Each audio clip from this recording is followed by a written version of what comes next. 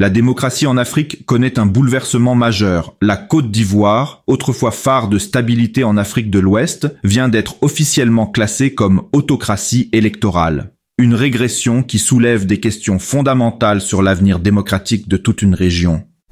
C'est vraiment inquiétant. Le rapport de l'Institut VEDEM ne laisse aucune place au doute, avec ce classement à la 107e position sur 179 pays.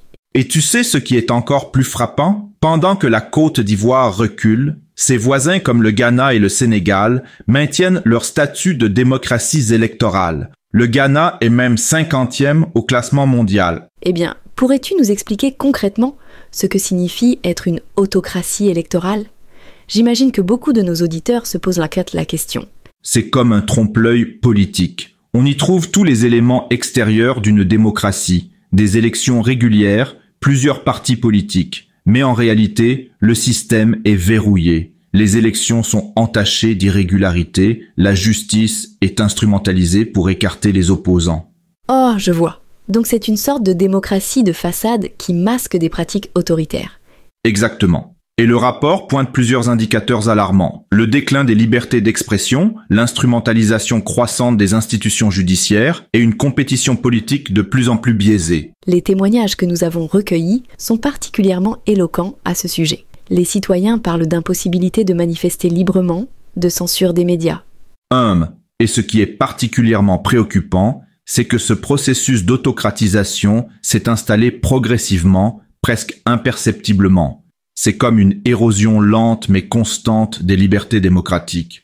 Bien sûr, et pendant ce temps, des pays comme le Libéria, qui est classé 78e, montrent qu'une autre voie est possible, même après des années de conflit. Tu sais, ce qui me frappe aussi, c'est l'impact économique potentiel. Les investisseurs internationaux sont très attentifs à ce genre de classement et une telle régression démocratique pourrait avoir des conséquences sérieuses sur l'économie ivoirienne. Les données montrent effectivement une corrélation inquiétante entre le recul démocratique et le ralentissement des investissements étrangers. Et au-delà des chiffres, il y a cette question fondamentale. Comment une société civile peut-elle résister à cette dérive autoritaire?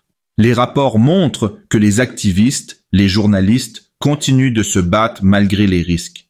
Et c'est peut-être là que réside l'espoir. Malgré les pressions, de nouvelles formes de résistance émergent, notamment à travers les réseaux sociaux. Absolument crucial. Et si nous regardons l'histoire, les périodes d'autoritarisme, aussi sombres soient-elles, finissent toujours par céder face à l'aspiration démocratique des peuples. Mais comment inverser cette tendance concrètement?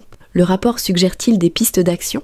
Oui, plusieurs leviers sont identifiés. Le renforcement des institutions démocratiques, le soutien aux médias indépendants, la protection des défenseurs des droits humains. Mais tout cela nécessite une mobilisation forte de la communauté internationale. Et pendant ce temps, les citoyens ordinaires continuent de subir les conséquences de cette régression au quotidien. C'est exactement ça. Chaque recul démocratique se traduit par moins de liberté, plus de peur, moins de justice. Et le plus inquiétant, c'est peut-être la normalisation progressive de ces restrictions. Alors, quel message d'espoir pouvons-nous laisser à nos auditeurs ? Je dirais que la prise de conscience est déjà un premier pas vers le changement. Ce rapport VEDEM, en documentant précisément cette régression démocratique, permet de sonner l'alarme et, espérons-le, de catalyser une réaction positive. Et peut-être aussi rappeler que la démocratie n'est jamais acquise définitivement. Elle doit être défendue et renouvelée par chaque génération. Exactement. Sur ces mots qui donnent à réfléchir, nous allons conclure notre émission d'aujourd'hui. La situation en Côte d'Ivoire nous rappelle que la démocratie est un combat quotidien qui nous concerne tous.